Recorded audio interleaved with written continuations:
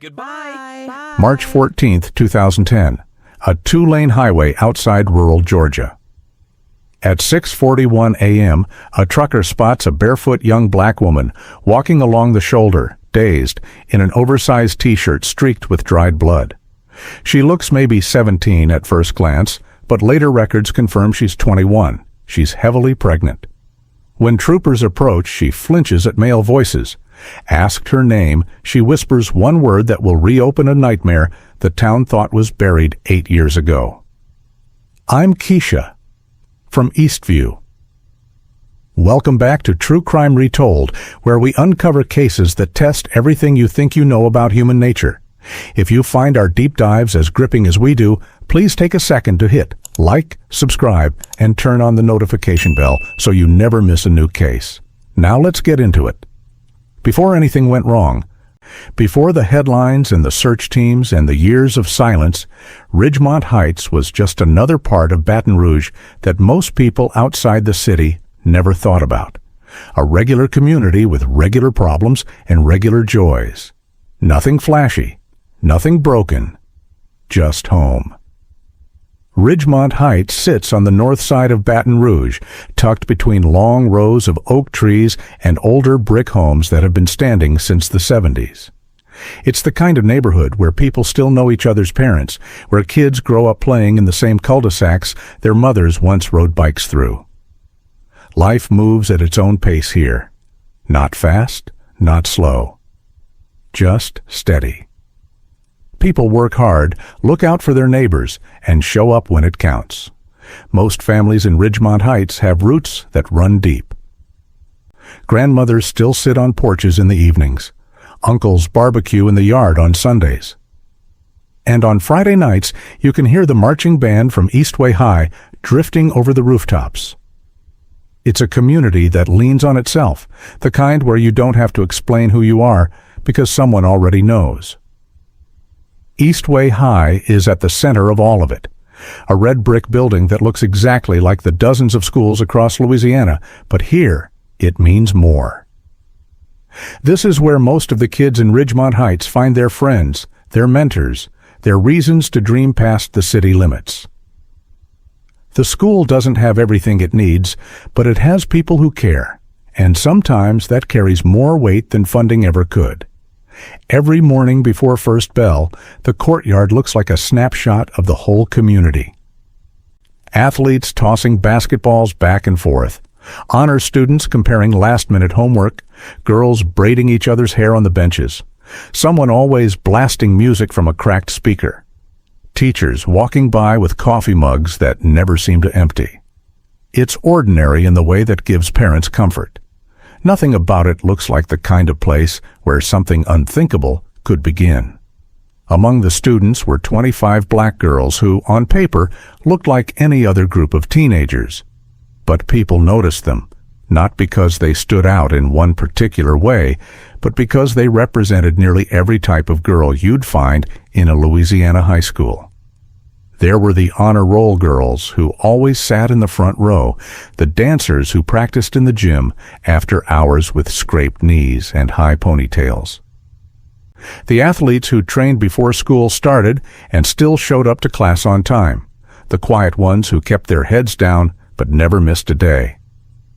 And the girls people called a handful, though most of the time they were just trying to figure things out like everyone else. They were all between 13 and 15.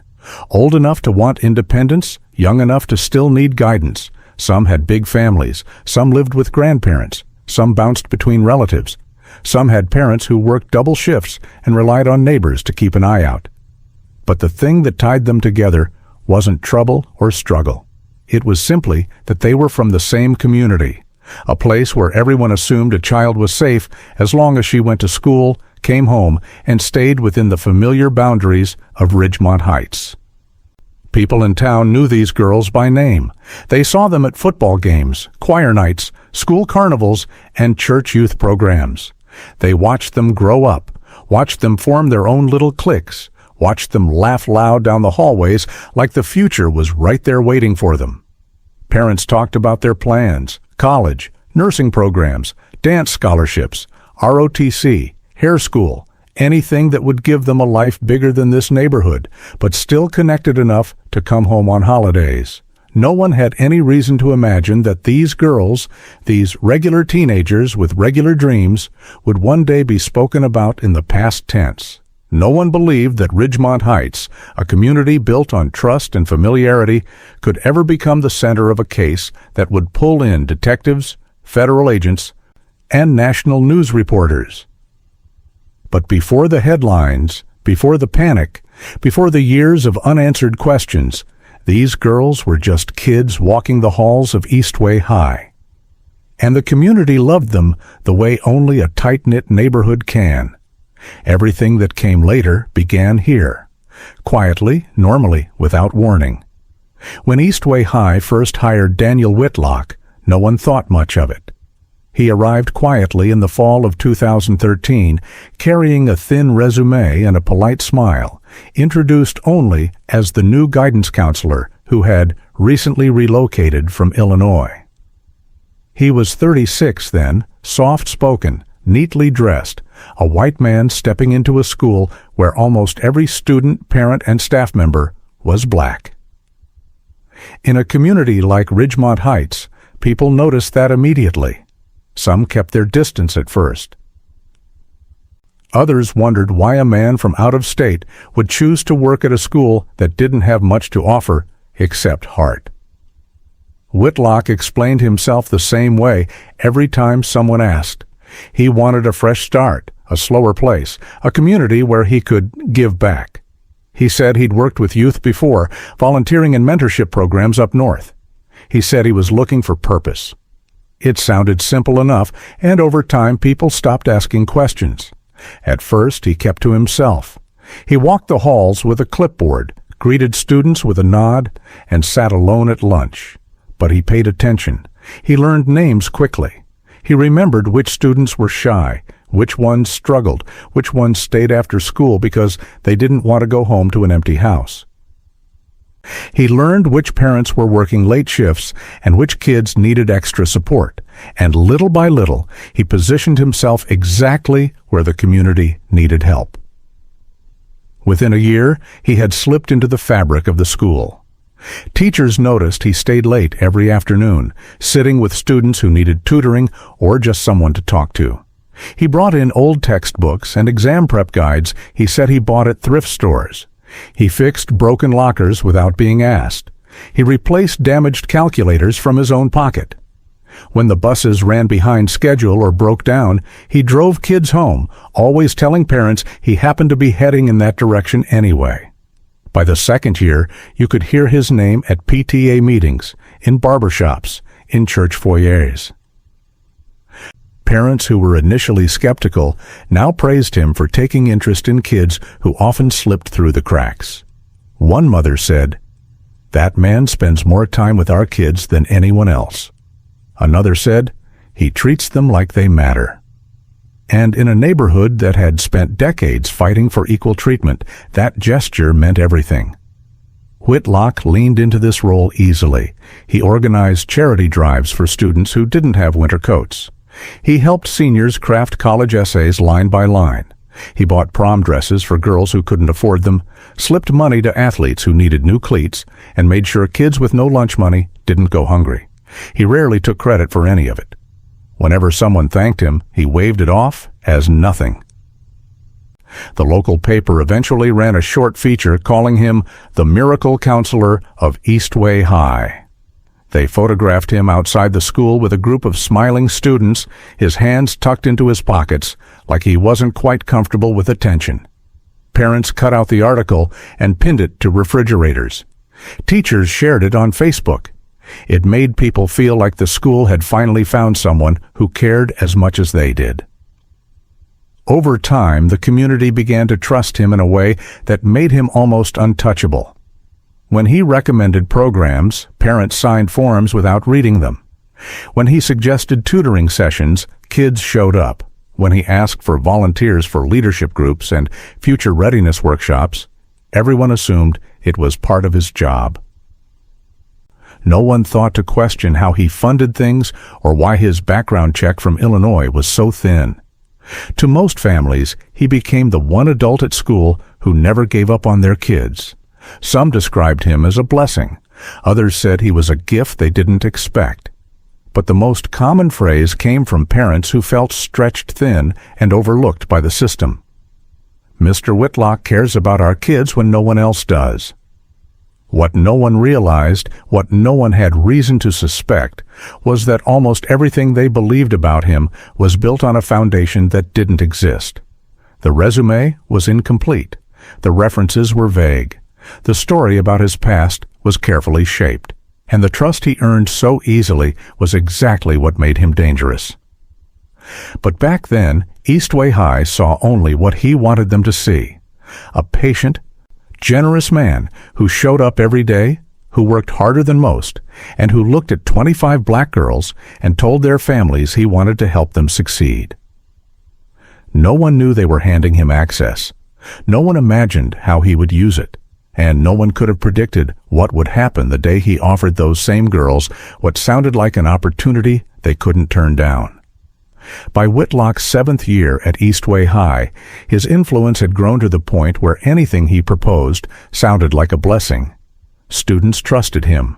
Parents trusted him. Administrators trusted him. So when he introduced what he called a leadership and empowerment retreat, for at-risk girls, it felt like another one of his well-intentioned projects, something designed to give overlooked kids a chance at stability, confidence, and direction. He presented it during a staff meeting in early spring, standing in front of a projector with a packet of documents he claimed came from a national youth development organization. The program looked legitimate at a glance. Logo, mission statements, structured activities, transportation plans, a schedule that included workshops about mental health, college readiness, and team building. Teachers skimmed it and nodded. He said the retreat was free. He said the organization covered everything. He said the school didn't need to worry about funding or supervision because he would serve as the head chaperone, along with 2 volunteers the organization would provide. No one questioned why the organization had never worked with the district before. No one called to verify the partnership, not because they were careless, but because Whitlock had spent years building the kind of credibility that silences doubt before it even forms. Within a week, he began selecting students. He focused on girls who, in his words, needed an extra push, girls struggling academically, socially, or emotionally. But the list didn't raise any alarms because it wasn't unusual for him to work closely with the same group of students year after year. He told teachers these girls showed leadership potential and would benefit from a structured environment away from distractions. Teachers believed him. They always had. When permission slips went home, parents signed them without hesitation. Some didn't even read the details. Others were excited at the thought of their daughters leaving the city for the first time. A few parents said things like, "If Mr. Whitlock is going, she'll be safe." That phrase, repeated across living rooms and kitchen tables, became the unspoken guarantee that allowed this trip to take shape. The girls themselves couldn't have been more excited. To them, it felt like an escape from routine, a chance to be together, to laugh, to bond, to feel chosen for something special. Some packed days in advance. Some told their siblings they'd bring back photos. Others talked about what the cabins might look like or what kind of food the retreat would serve. For girls who rarely left Ridgemont Heights, the idea of a 3-day trip felt bigger than it actually was. No one noticed that the contact numbers listed on the permission forms went to disconnected lines. No one noticed that the website printed at the bottom of the page didn't load. No one noticed that every detail of the retreat came directly from Whitlock with no outside verification. On the morning of the trip, the school parking lot buzzed with parents taking pictures, teachers giving last-minute reminders, and students loading backpacks into the white charter bus Whitlock had arranged. The girls lined up in matching sweatshirts the school provided, laughing and talking over each other as they climbed aboard. Whitlock stood at the bus door, clipboard in hand, greeting each student as though he were sending them into an opportunity he was proud to offer. To bystanders, it looked like a simple school trip. Nothing unusual, nothing suspicious. The kind of event that happens in schools everywhere, all the time. At 7:14 a.m., the bus pulled off campus, with Whitlock seated at the front. A few parents waved until the bus disappeared around the corner. Teachers returned to their classrooms. The principal went back to answering emails. Life moved on. But sometime between that parking lot and the highway, the bus veered off its planned route. And by the afternoon, when the retreat center confirmed that no such group was ever scheduled to arrive, the realization hit, but too late to change anything. That morning departure was the last time anyone in Ridgemont Heights saw the 25 girls. For the first few hours after the girls were expected to check in at the retreat center, no one panicked. Parents were used to slow school trips, late buses, and bad cell reception on rural highways. The school secretary tried to call the retreat center just to confirm arrival times. She expected someone to say the group had checked in. Maybe even that the girls were already in workshops or eating lunch. Instead, the receptionist paused, checked her schedule twice, then politely said Eastway High had no booking, no retreat, no youth program, no reservation. The secretary assumed it was an error on the center's end, a date misfiled, the wrong program name, something minor. She called back, same answer. She tried a different department, same answer. By mid-afternoon, she called Whitlock's phone. No response. Parents began texting each other in group chats, posting lighthearted messages like, maybe the bus is just running late. Or, you know how these rural roads are, no service anywhere. Nobody imagined the truth was already in motion. It wasn't until 6:22 p.m. that everything shifted. Whitlock suddenly pulled into the school parking lot, alone, not in the school bus. Not with the girls, just his silver sedan. His shirt was wrinkled and sticking to his back. His hair looked like he'd run his hands through it for hours. The moment he stepped out of the car, several parents rushed toward him asking where the girls were. Whitlock held his hands up, breathless, shaking his head as if he couldn't get words out fast enough. He claimed the bus had gone ahead without him after a miscommunication. He said he thought the girls were already at the retreat center, and when he arrived and found no one there, he'd panicked and driven back. But the way he explained it didn't line up. His story shifted each time someone repeated a question. First, he said the bus left early without him. Then he said he stopped for gas and lost track of time. Then he said the bus driver seemed confused. Some parents exchanged looks but said nothing, too overwhelmed to process anything besides fear. The police were called, but the initial response was passive. A single patrol officer arrived, took notes, and asked basic questions. At that stage, the department treated it like a missing vehicle, not missing children. They instructed highway units to check major routes, but only as part of regular patrol. There was no Amber Alert, no region-wide alert, no emergency broadcast. And the reason was one line written on the preliminary report: possible juvenile runaway behavior. That label changed the course of the entire investigation. Because of it, the urgency died before it ever had the chance to begin. Meanwhile, parents continued calling hospitals, highway patrol, bus stations, and anyone else who might have seen a white school bus with Eastway markings. No one reported anything. Around midnight, a few parents went out themselves, driving mile after mile along rural stretches of Highway 190 and I-49, hoping the bus had broken down in a ditch or pulled off the road with mechanical problems. Every mile came up empty. By the following morning, fear began to settle into the community like fog. Grandmothers walked the halls of Eastway High, clutching photos of their girls. Fathers stood in clusters outside the school, waiting for updates that never came. Teachers who'd taught these girls since middle school showed up unannounced, pacing hallways, calling colleagues, asking if anyone had heard anything. Whitlock stayed close to the parents, offering apologies, prayers, and reassurances. He hugged crying mothers. He told them he blamed himself. He wiped tears during interviews. Local stations aired his shaky voice stating, "If I had just stayed with the bus, I should have protected them."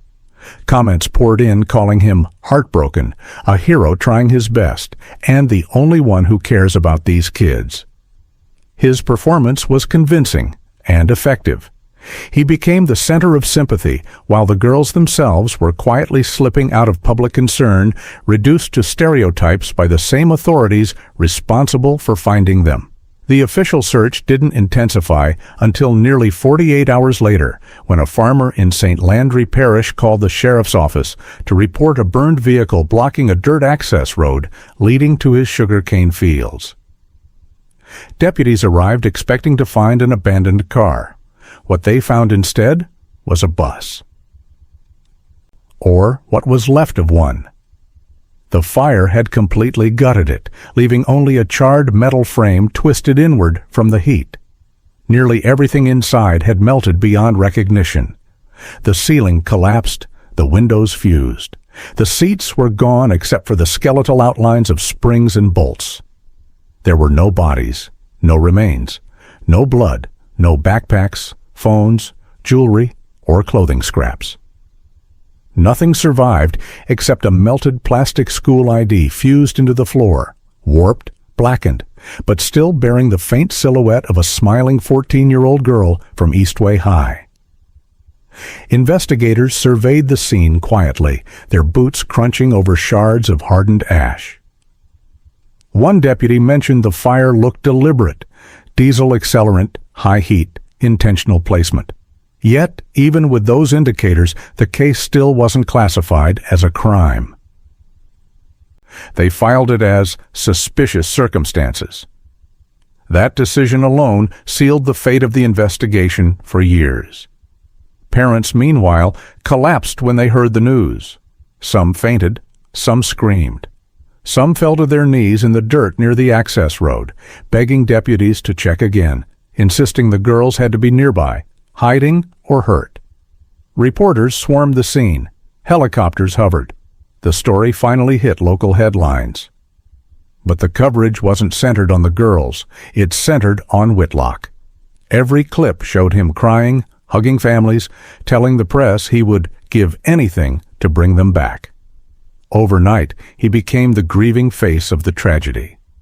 A man who wasn't even missing anyone because he knew exactly where they were, managed to become the emotional center of the story. Parents clung to him. The town praised him. And the police, overwhelmed and underprepared for a case of this scale, let the narrative drift. As weeks passed, the leads dried up. No bodies, no sightings, no credible tips. The burned bus was eventually towed to a lot, logged as evidence, and left untouched.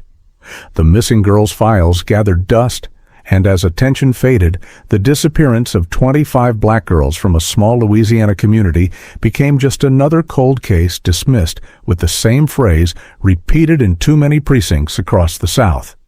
Maybe they just ran off. The case went cold. Whitlock walked away untouched, and for 8 years, nothing, absolutely nothing, surfaced. Until one girl broke free. Detective Sergeant Naomi Blake had worked homicide, missing persons, and everything in between. But the Eastway case was the one that stayed under her skin from the moment she read the first report. She was in her early 40s then, sharp-eyed and direct, the kind of investigator who didn't waste time on theatrics. Raised in a neighborhood not much different from Ridgemont Heights, she'd seen firsthand how quickly missing black girls were dismissed as runaways or kids acting out.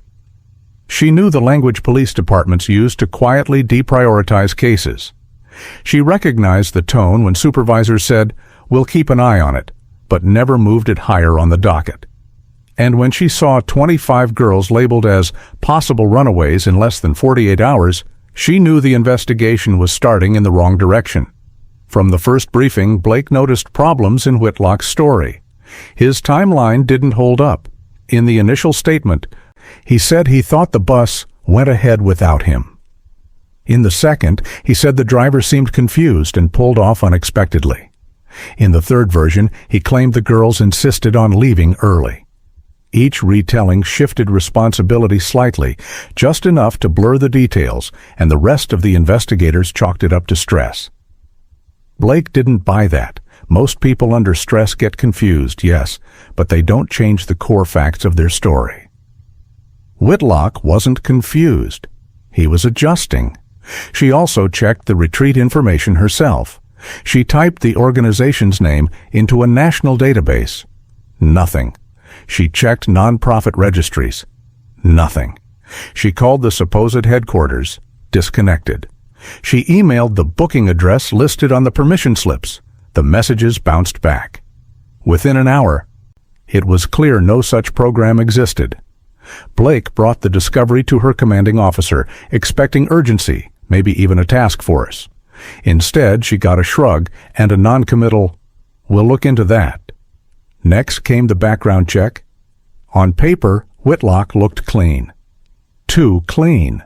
The file was thin for someone who'd moved states and switched career fields. Several employment gaps, a missing reference letter. A school that supposedly hired him in Illinois had no digital record of him in faculty archives, not even as a volunteer. When she called, the new administrator said half their files from the late 90s were still in storage, but he didn't recall anyone with Whitlock's name. Blake wrote "inconsistent history" across the top of her notes in red pen. She brought all of it to the weekly case meeting. 25 missing kids.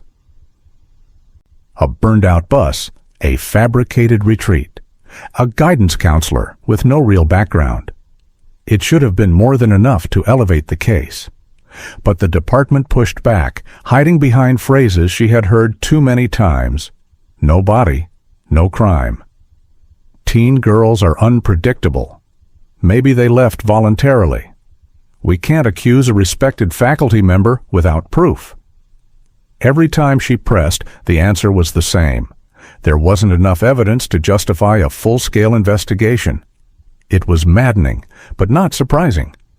Departments all over the state were overworked, underfunded, and biased toward the cases that made headlines.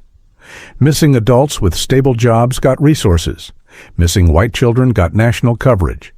Missing black girls, especially teens, barely got a press release. Blake saw it for what it was, and the frustration settled deep. Meanwhile, the community in Ridgemont Heights turned inward. Neighbors who had cooked together, attended the same churches, and walked their kids to the same bus stop began doubting each other. Some whispered that the girls had planned to run away. Others blamed the parents for being too trusting. Some blamed crime, gangs, traffickers, or the school itself. People were grieving, but with no answers, grief twisted into suspicion. Parents stopped letting their younger kids walk alone. Teachers avoided talking about the case. The school board pushed for the semester to continue, pretending normalcy could make the fear fade. It didn't. Every few days, Blake drove through the neighborhood herself. She spoke to parents on porches, teachers outside classrooms, bus drivers, cafeteria staff. She followed thin leads, rumors, sightings, claims of strange vans, every one of them ending in nothing. But she couldn't walk away from the case. Something about it felt orchestrated, too clean, too controlled. Whoever took the girls didn't panic, didn't leave a trail, didn't make a mistake. That bothered her more than anything else. Her colleagues slowly turned their attention elsewhere. Burglaries, assaults, a homicide investigation that demanded manpower. Supervisors reminded her that without new evidence, the case would stay in inactive monitor status. They told her to move on. She nodded during meetings, but she didn't close the file. She took it back to her desk every time. She kept every printout, every photo, every map. She wrote questions in the margins, circled dates, highlighted conflicting statements. She built timelines. She rebuilt timelines. She kept the case alive even when the department had quietly buried it. Before we continue, I just want to say, if you're still here listening to this story, thank you. This is a new channel, and honestly, every view, every like, every subscription means the world. It tells me these stories matter to you the way they matter to me. So if you're enjoying this, hit that subscribe button, drop a like, and let us know where you're watching from in the comments below. All right, let's get back to it. Months passed, then a year, then almost 2. 25 teenage girls had vanished into thin air. Whitlock had transferred schools twice and eventually left the district altogether. Parents tried to keep hope alive, but grief settled in. Some moved away. Some stopped answering calls. Some still showed up at the station once a month, asking for updates that Blake rarely had. Still, she refused to give up. She placed the file in the top right drawer of her desk instead of the archive room. Every morning, she opened that drawer just long enough to remind herself the case wasn't closed. It was waiting. Something would break eventually. Someone would slip. A new witness, a forgotten detail, an overlooked report, anything. Detective Naomi Blake wasn't waiting for hope. She was waiting for a crack. 8 years later, it finally came. 8 years passed with no movement on the Eastway case. 25 girls gone, no arrests, no proof of foul play, and no real leads.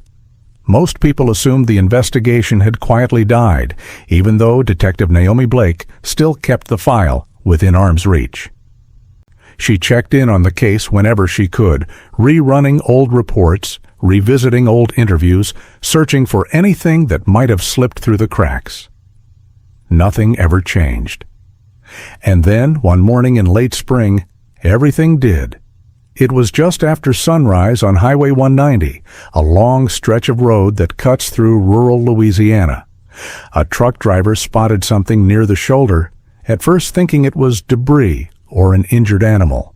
When he slowed down, he realized it was a young woman, barefoot, walking unevenly, almost staggering.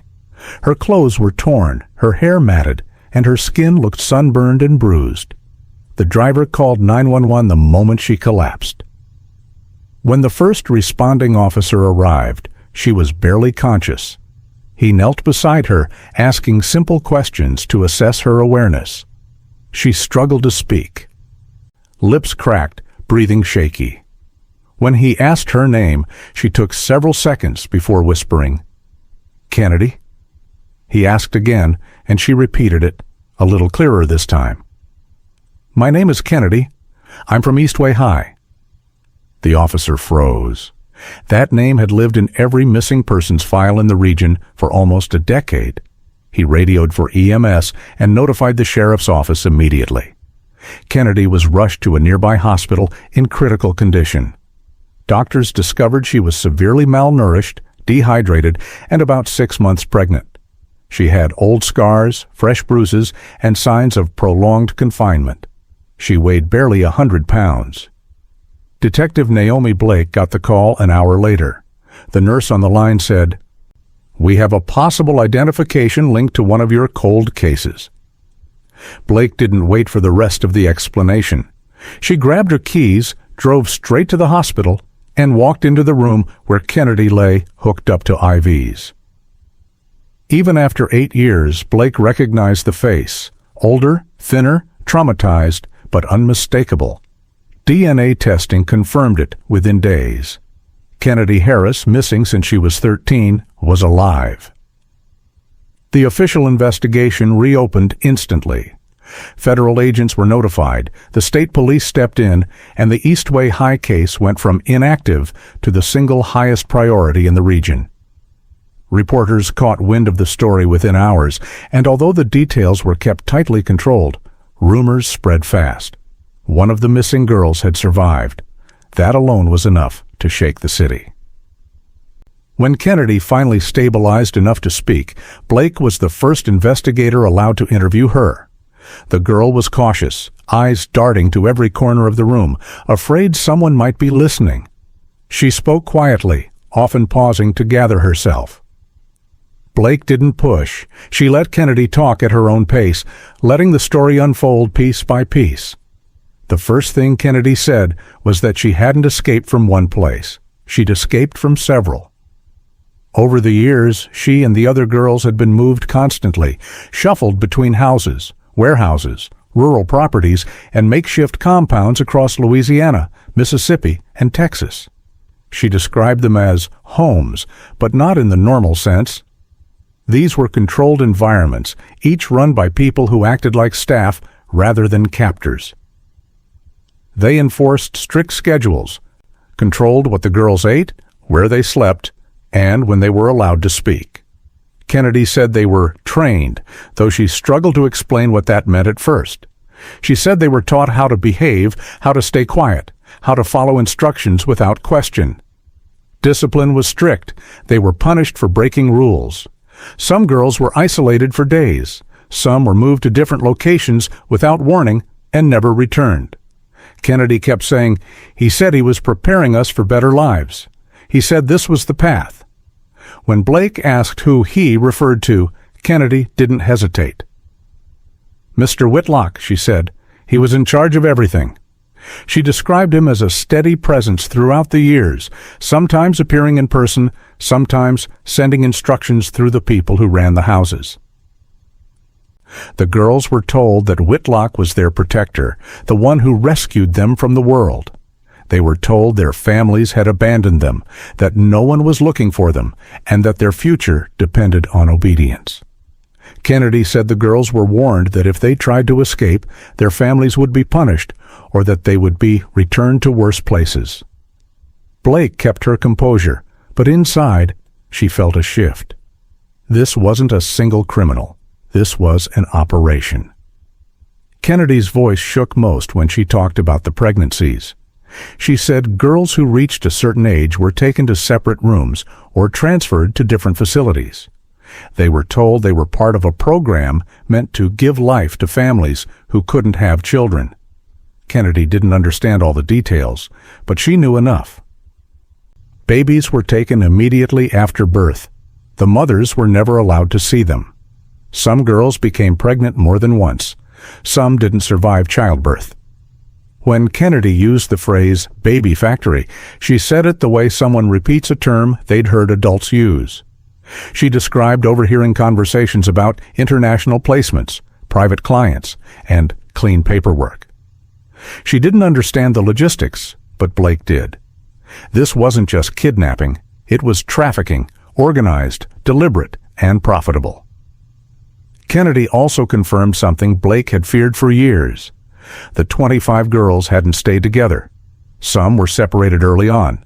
Some had died. Some were sold. Some were moved out of state. Kennedy said she last saw a group of girls only months before her escape. She insisted others were still alive. Still trapped in locations she could describe but not fully identify. As the interview went on, Kennedy kept glancing toward the window, as if expecting someone to walk in. Blake reassured her repeatedly that she was safe, but Kennedy didn't seem convinced. She kept saying, "He finds people. He always finds people." When Blake asked how she managed to escape, Kennedy said she hadn't planned it. She was being transported between locations when a car accident on a back road gave her a chance to run. She didn't know where she was. She walked for hours until someone finally spotted her. By the end of the first interview, Blake had filled an entire notebook. Every detail Kennedy shared opened a new corridor of questions. Every location she mentioned suggested a larger network.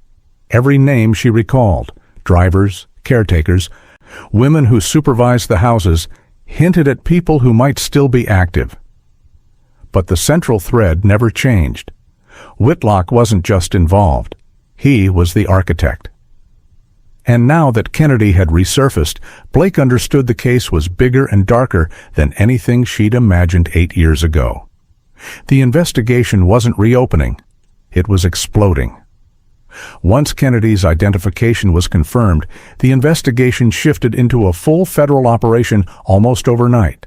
The FBI, state police, and local departments formed a joint task force, with Detective Naomi Blake acting as the bridge between old evidence and new leads.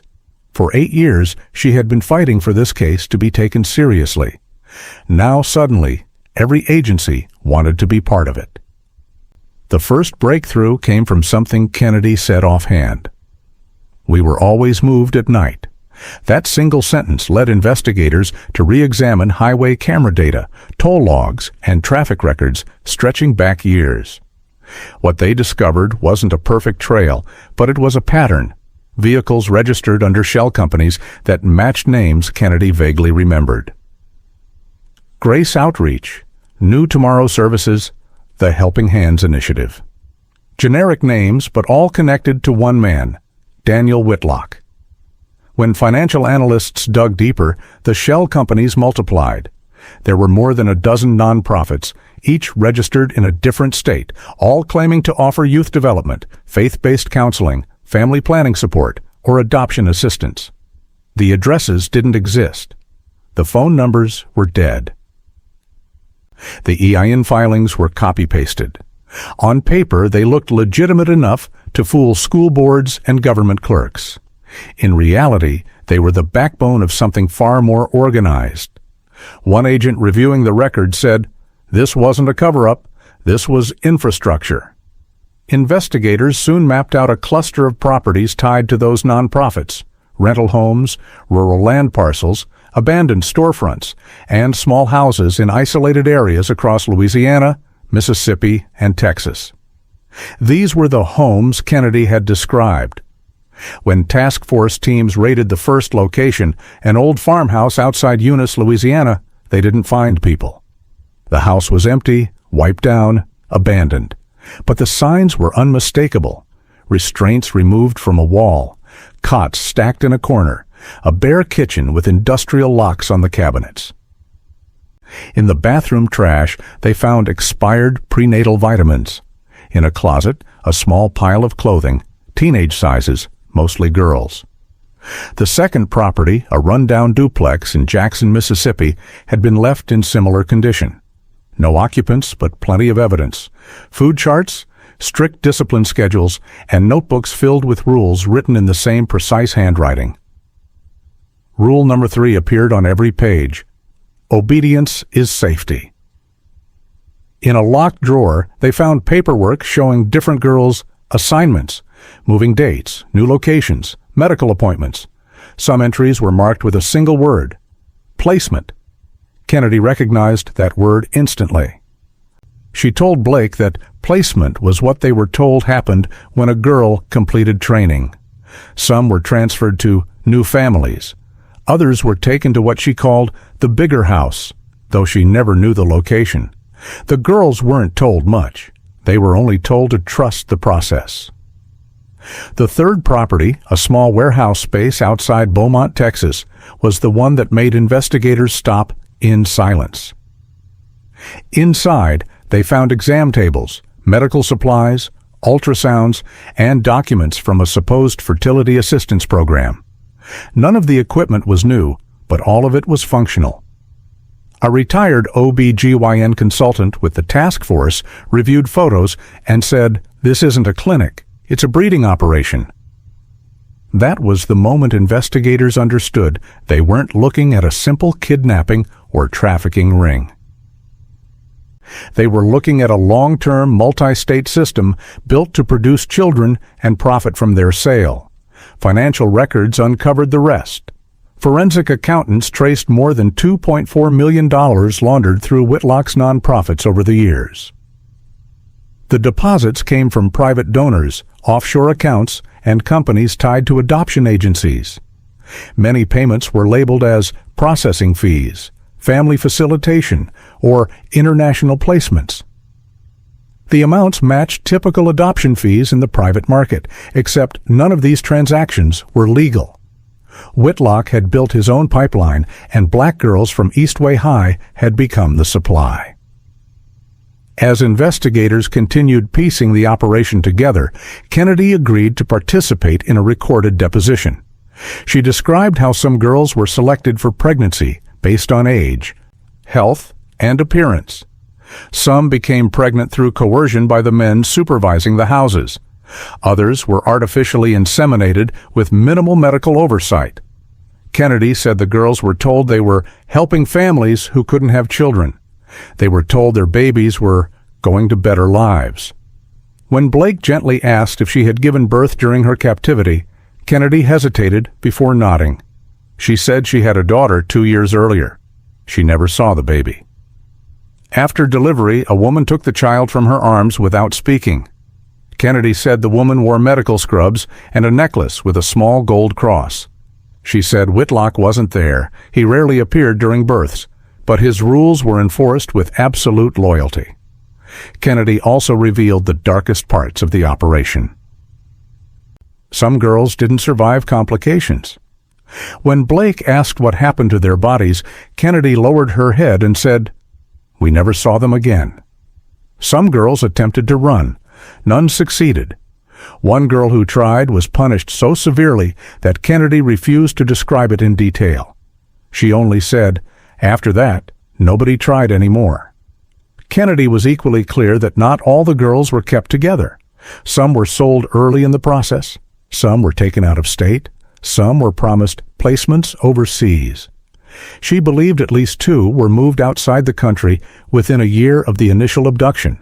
She didn't know where. She only remembered hearing adults talk about demand being higher in certain markets. The task force eventually confirmed what Blake had suspected from the moment she reopened the file. This was not a one-off plan Whitlock created for Eastway High. This was a system he had designed long before that. The girls' trip was simply the moment he seized the largest group at once. When detectives re-examined Whitlock's past, they discovered he had worked in multiple counseling, outreach, and youth programs across the Midwest throughout his 20s, each time leaving quietly, always after rumors of inappropriate behavior surfaced. No charges, no formal complaints, no paper trail. He had always left before anyone could report him. The fresh start in Louisiana was not a new beginning. It was a continuation. By the end of the initial investigation phase, Naomi Blake stood in front of the evidence board, staring at the overwhelming map of connections, properties, accounts, fake churches, bogus charities, adoption agencies filled in with red pens and handwritten notes. She took a breath and said what everyone in the room was thinking. This wasn't just one trip. This wasn't one abduction. This was an organized pipeline, years in the making. And Whitlock was still out there. The operation unfolded just after sunrise on a humid Tuesday morning, the kind of Texas heat that clings to your skin even before the day fully wakes up. A task force convoy, FBI, Texas Rangers, local deputies, rolled quietly down a gravel road lined with dying mesquite trees. At the end of that road sat a property Kennedy had described in pieces. A long metal barn, 2 small trailers, and a sagging farmhouse with boarded windows. She had never known its address.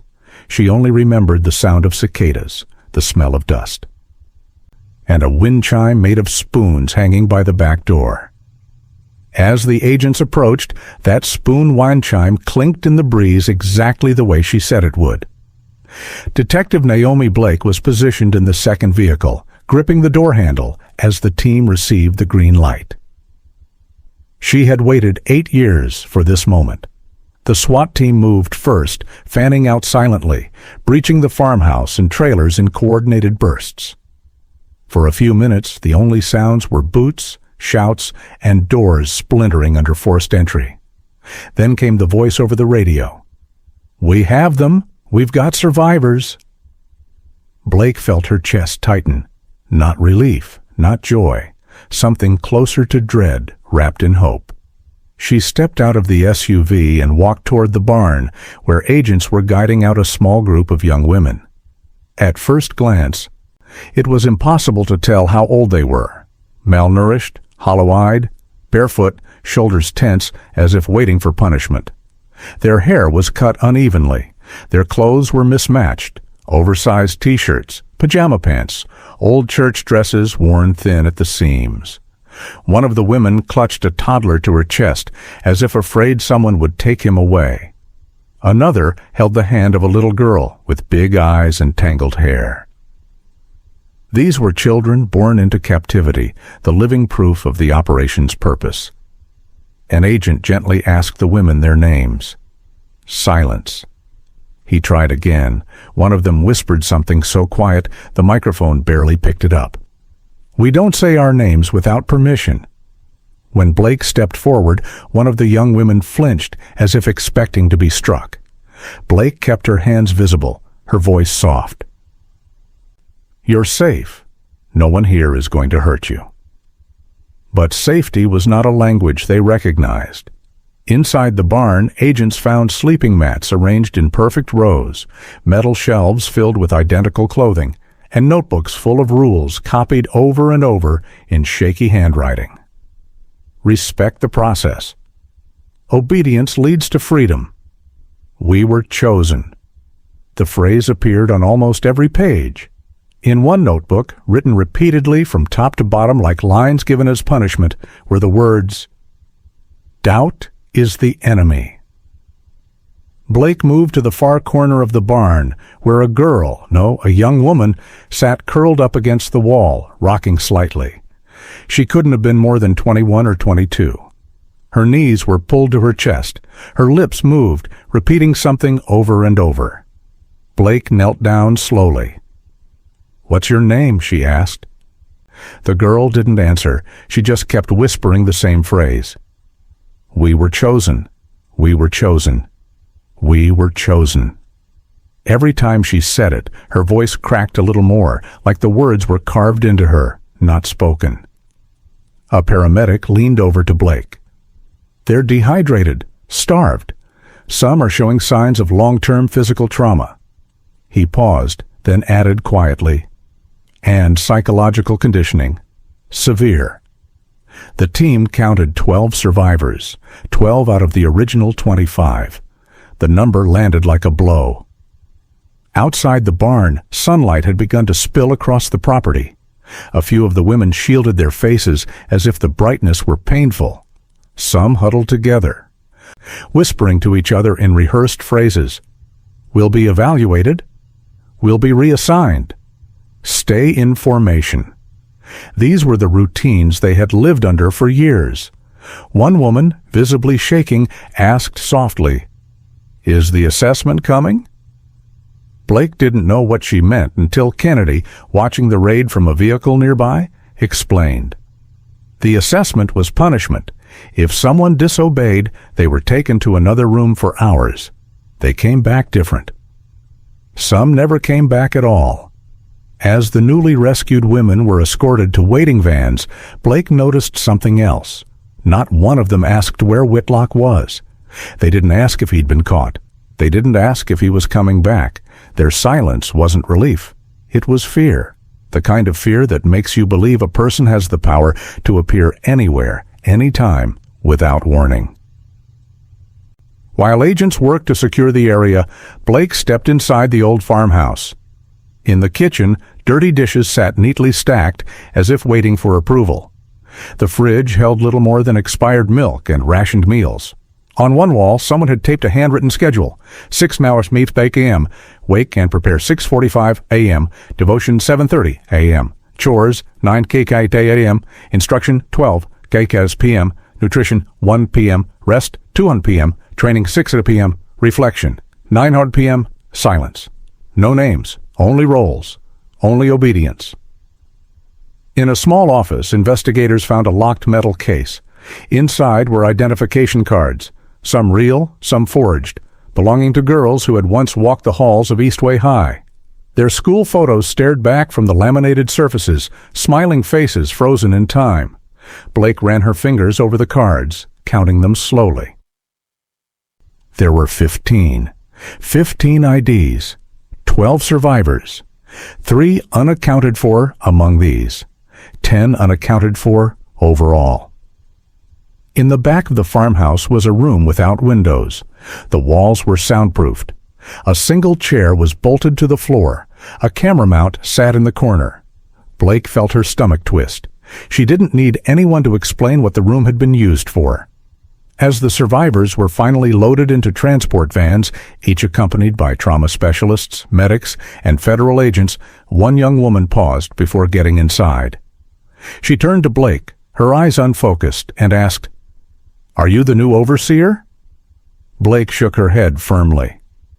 "No, I'm the one who came to take you home." The girl blinked. For a moment, she seemed confused by the word, home.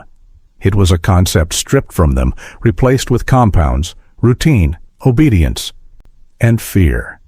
But slowly, as if testing the meaning, she whispered, "Home."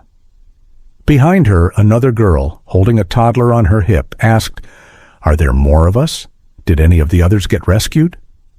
Blake didn't lie. "We're still looking. We won't stop." The girl nodded, but her eyes drifted downward. She didn't expect anyone to keep a promise. She had lived too long in a world where promises were tools of control. As the vans pulled away, Blake stood in the rising heat of the Texas morning with a single realization settling over her like dust. Finding the girls was only the beginning, because if 12 survived here, others had survived somewhere else. If this property existed, there were likely more across state lines. If Whitlock had escaped this location, he had planned the next one too. And if the girls had been trained to obey him without question, then wherever he was hiding, he wasn't done. He was rebuilding, and he would take more if given the chance. By the time news of the Texas raid made it to the public, Daniel Whitlock was already gone.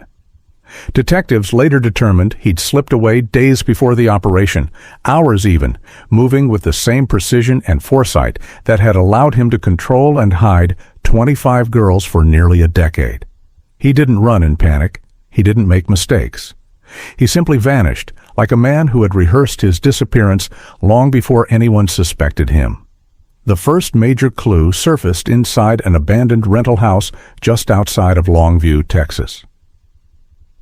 Agents arrived after a neighbor reported seeing a man there late at night, a man who didn't look right. When law enforcement entered the house, the front room was empty, dust drifting in the slant of sunlight through a cracked window. At first glance, it looked like no one had lived there in months, but in the back bedroom, they found the truth. On the floor sat a small black duffel bag, hastily unzipped. Inside were wigs of different colors and lengths, brown curls, straight blonde hair, a short dark bob. Next to them lay stacks of fake identification cards, all with different names but the same general face shape and age range. Driver's licenses from Arizona, New Mexico, Nevada, all bearing Whitlock's face in slightly altered form. Agents also found surgical bandages still in their sterile wrappers, a jar of numbing cream used by cosmetic surgeons, and a receipt for hair dye from a store just 2 towns over. He hadn't just been preparing to disappear. He'd been preparing to become someone else entirely. A Texas ranger standing in the doorway murmured, "He planned this years ago." Detective Naomi Blake studied the items with a sinking feeling. It wasn't the wigs or the fake IDs that bothered her most. It was the pattern. Everything Whitlock did was deliberate, calculated, predictable only in its precision. He had always moved several steps ahead, anticipating reactions and shaping the narrative. Now he was doing the same thing on a national scale. Within 48 hours, the first sighting came in from Wichita, Kansas. A woman working at a truck stop reported a man matching Whitlock's build, buying a prepaid phone and several bus tickets. He wore a baseball cap pulled low, sunglasses, and kept his left hand wrapped in a bandage. She remembered him because he refused to let her hand him back his change. He placed a box on the counter and told her to drop it inside. She thought he was strange but polite. The next sighting was in New Mexico. Gallup, along the interstate. A gas station attendant said a man, who talked like a preacher, was handing out small pamphlets with Bible verses printed on them. He told travelers he was starting a women's ministry for those needing spiritual rescue. The attendant said the man had a soft-spoken charm, the kind that made people stop and listen, even if they didn't want to. When the attendant saw Whitlock's face on the news the next morning, he called it in immediately.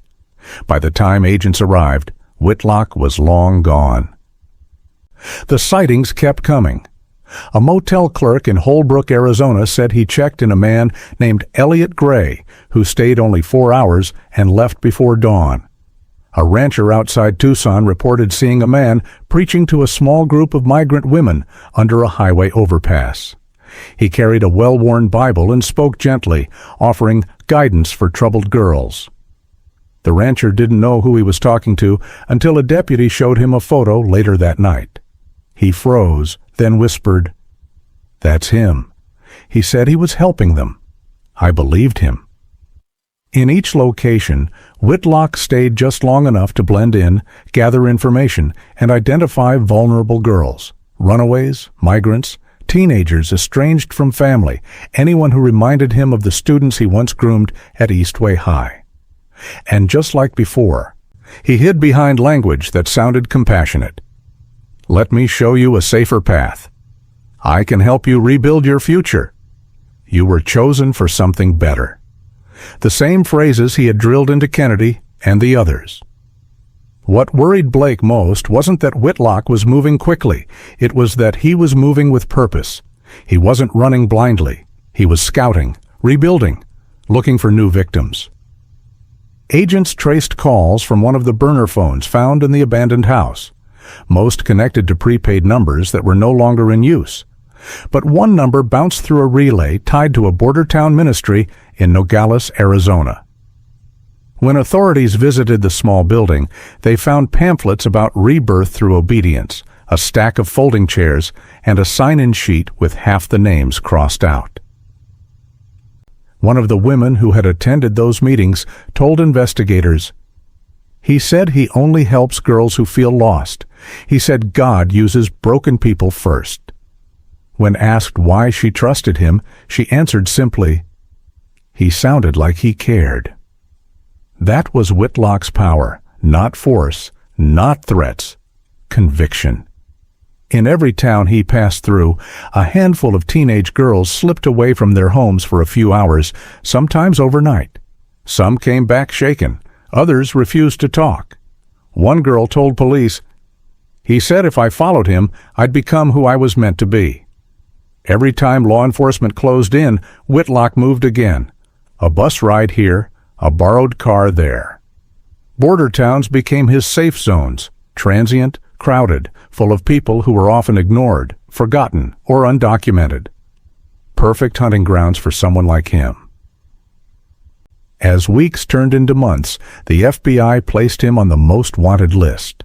National news ran his face daily, but even with all that exposure, he kept slipping away. One federal agent described him as a ghost with a church voice. Another said, "He doesn't hide in the dark, he hides in plain sight. People trust him because he makes them want to." Detective Blake watched the map of sightings grow across the Southwest like a spreading stain. Kansas, New Mexico, Arizona. Each one connected by highways Whitlock knew well, routes he had probably memorized years earlier. She knew the hardest truth of all. If they didn't catch him soon, he would start over. A new group of girls, a new ministry, a new retreat, a new disappearance. Whitlock wasn't just running, he was hunting.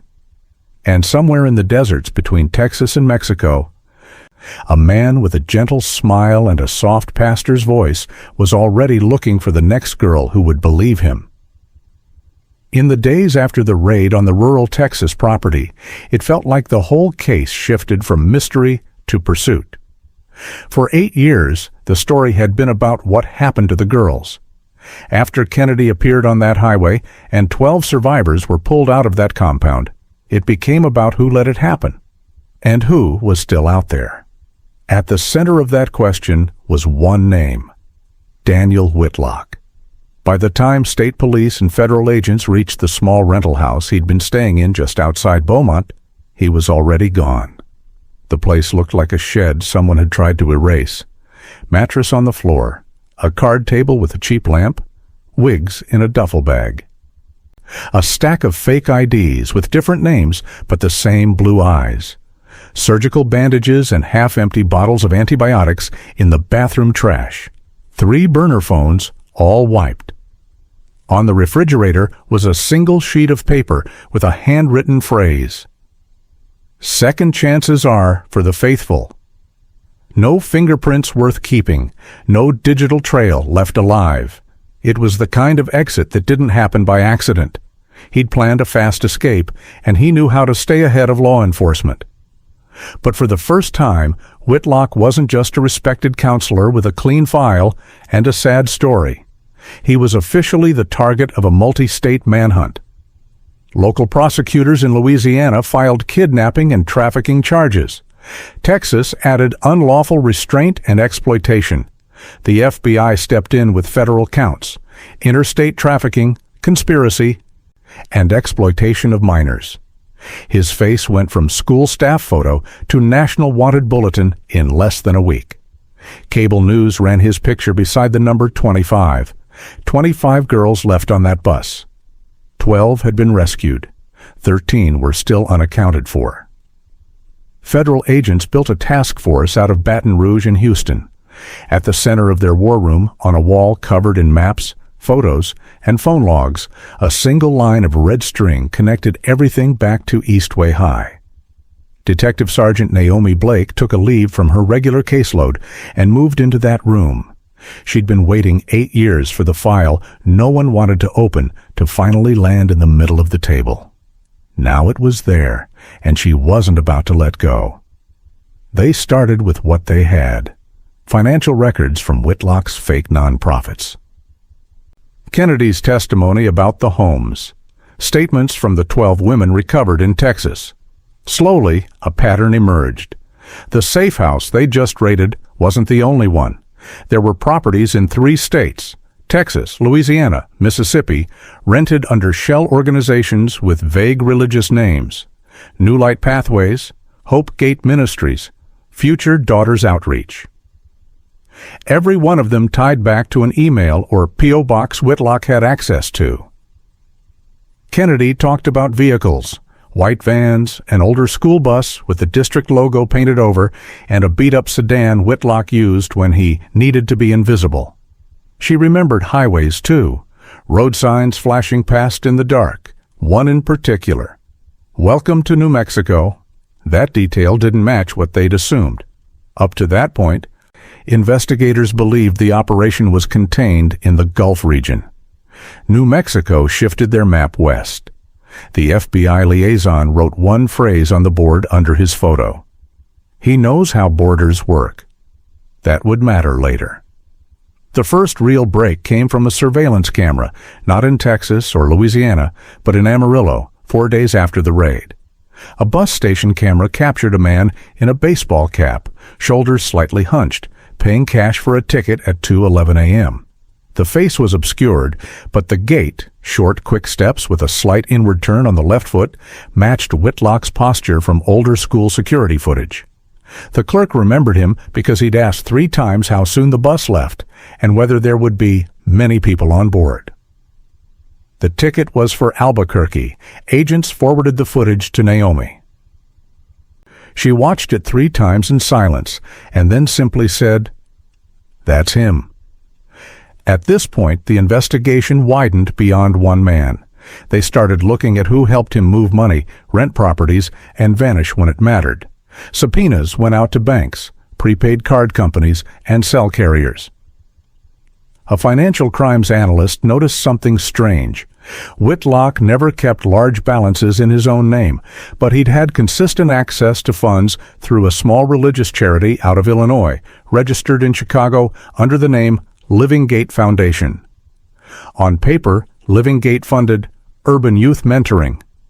In reality, it had no office, no staff, and no website, just a mailbox, a bank account, and quarterly donations from churches and private donors around the Midwest. The foundation's statements showed regular wire transfers to accounts later tied to housing the girls and maintaining the safe houses. When agents ran the incorporation documents, they found a second name listed as a director, a retired pastor from Illinois who had once supervised Whitlock as a youth guidance counselor. That man was brought in and questioned. He claimed he thought the foundation was a legitimate mentoring effort. "He told me he was helping girls nobody else wanted," the pastor told them, staring at the table. "I believed him. We all did." Whether he was lying or just willfully blind, he became part of the story, another adult who signed where he was told and never asked what was underneath. Meanwhile, tips started coming in from across the Southwest. A motel owner in Santa Rosa swore he'd seen Whitlock checking in under yet another name, this time as Mark Davison. A church volunteer in Gallup mentioned a soft-spoken white preacher who had led a pop-up Bible study for young women at a roadside outreach center before disappearing. A gas station clerk in Grants remembered a man with a bandaged hand buying hair dye and cashing out a prepaid debit card. None of these sightings alone were enough to close in, but together they drew a line on the map, East Texas to the Panhandle, across northern New Mexico, heading toward the Arizona border. What made it harder was that Whitlock understood how law enforcement worked. He'd spent years reading policy manuals and offering to help kids understand the system. He knew patrol patterns, jurisdiction limits, and how slowly agencies communicated when cases crossed state lines. The task force had to move faster than the bureaucracy he'd spent his career studying. They focused on something he couldn't easily change, his need for access to vulnerable girls. This was his pattern from Ridgemont Heights all the way to the rural Texas compound. He didn't just hide, he rebuilt. He inserted himself into communities that needed help and positioned himself as the man willing to provide it. So they stopped asking, "Where is he?" and started asking, "Where would he be useful?" That answer pointed to small, underfunded ministries, roadside shelters, and restoration homes for runaways and pregnant teens. In late October, a call came in from a women's shelter in Flagstaff, Arizona. The director reported a man in his 40s who'd been coming by every Friday, offering to lead healing groups for traumatized girls. He called himself Brother Dan, said he was passing through on mission. One of the younger staff members got uncomfortable and wrote down his license plate. When that plate number hit the database in Baton Rouge, every agent in the room stopped what they were doing. The vehicle was registered to a shell company linked to one of Whitlock's fake nonprofits. This time, they didn't wait. Within 36 hours, a joint team of U.S. Marshals, FBI agents, and local officers set up surveillance around a small church on the edge of town, where Brother Dan had been invited to guest preach that Sunday evening. Participants thought he was going to speak to broken girls about hope. Law enforcement thought he was going to test whether he could start over again. The recording of that night isn't dramatic. There's no gunfight, no foot chase across rooftops. It's quieter than that. Before the service, he parked a dusty silver sedan in the gravel lot and walked toward the side entrance, holding a worn Bible and a folder of printed notes. He had darker hair now, a trimmed beard, glasses with thick frames. If you didn't know what to look for, he could have been any visiting minister. But under the poor disguise, the posture was the same. Shoulders slightly forward, hands gentle, expression calm. Inside, a handful of teenage girls waited in folding chairs, Bibles in their laps, thinking they were about to hear another talk about forgiveness. They never saw him. As he reached for the side door handle, two unmarked SUVs rolled forward, boxing his car in. Agents moved from both sides, weapons drawn, but voices controlled. "Daniel Whitlock," one of them called out, "don't move."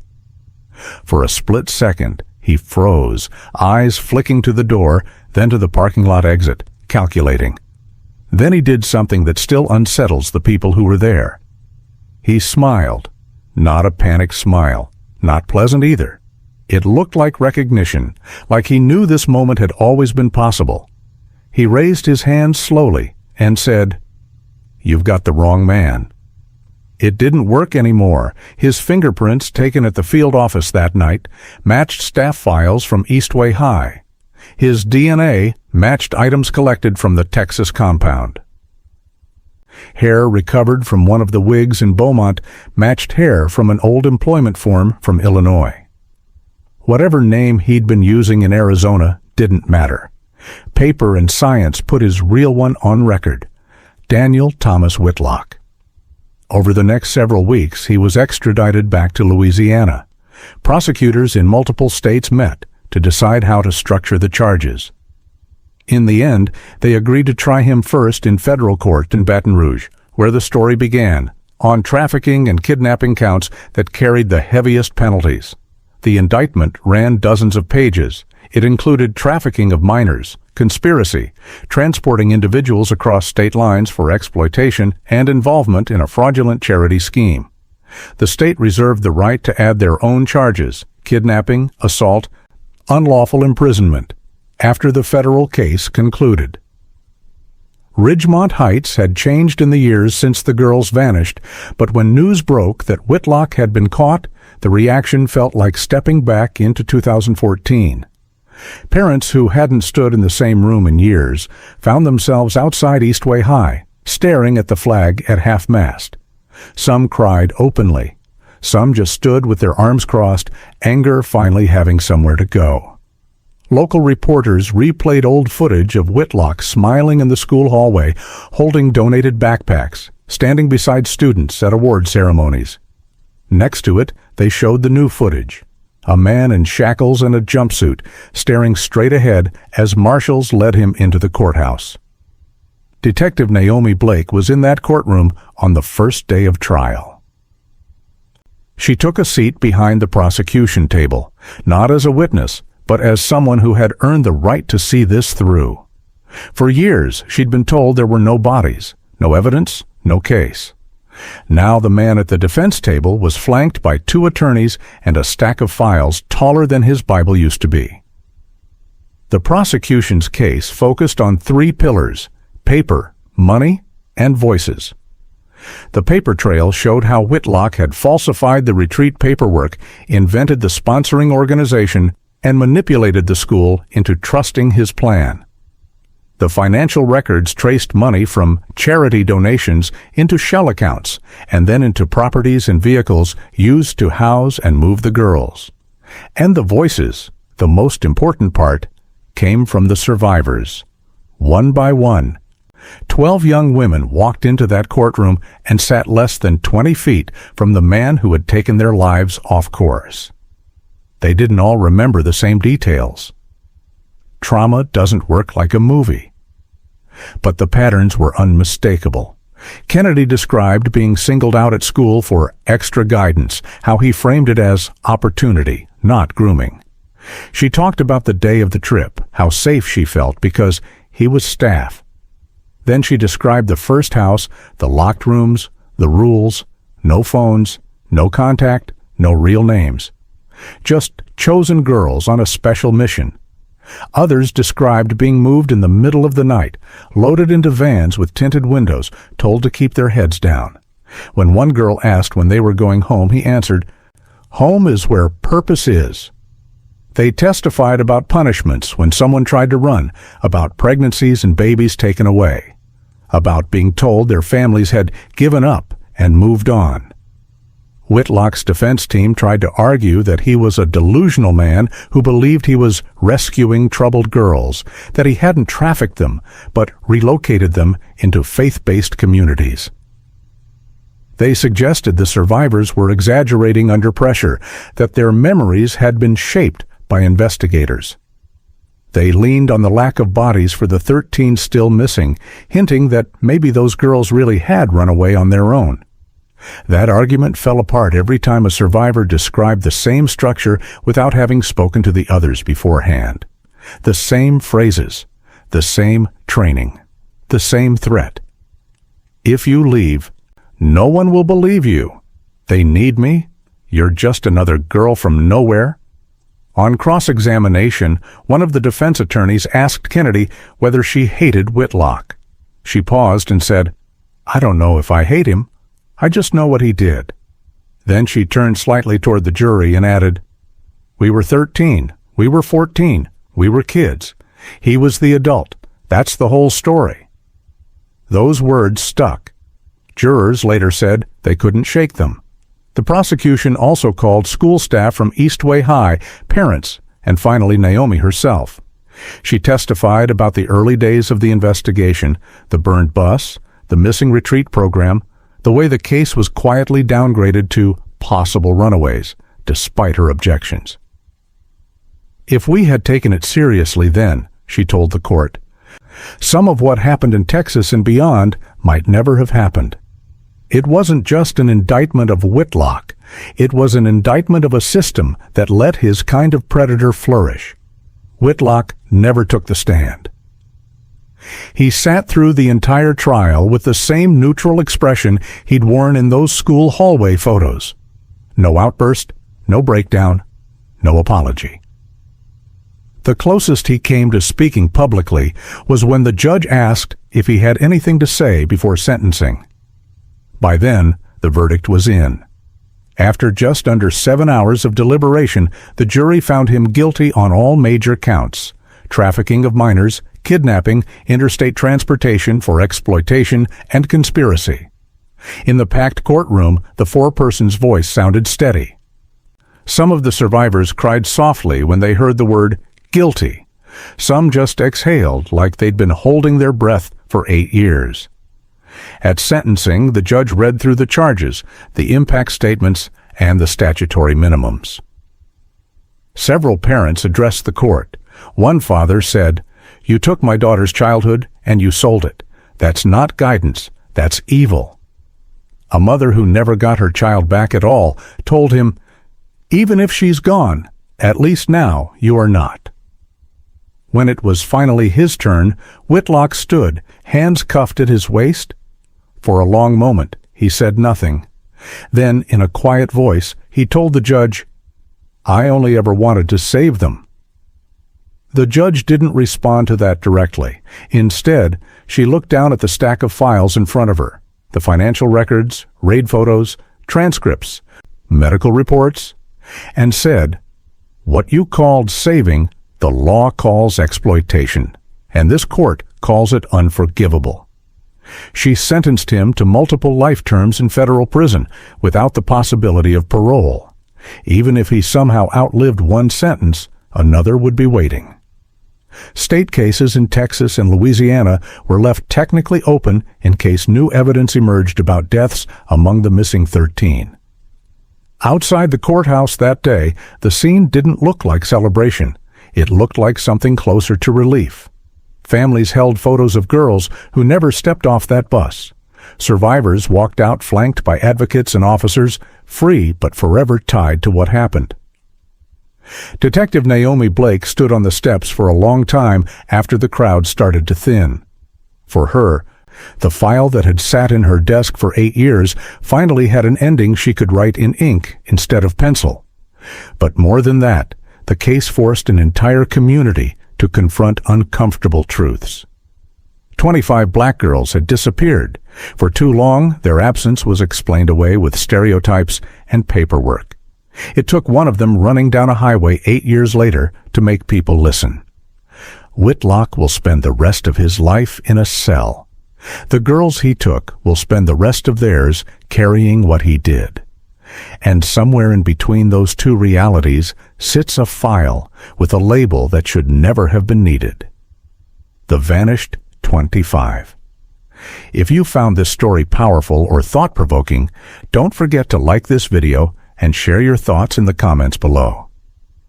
Let us know where you're watching from. Your city, your country, your corner of the world. We read them all. Subscribe and turn on notifications so you never miss the next case we uncover. Thank you for watching.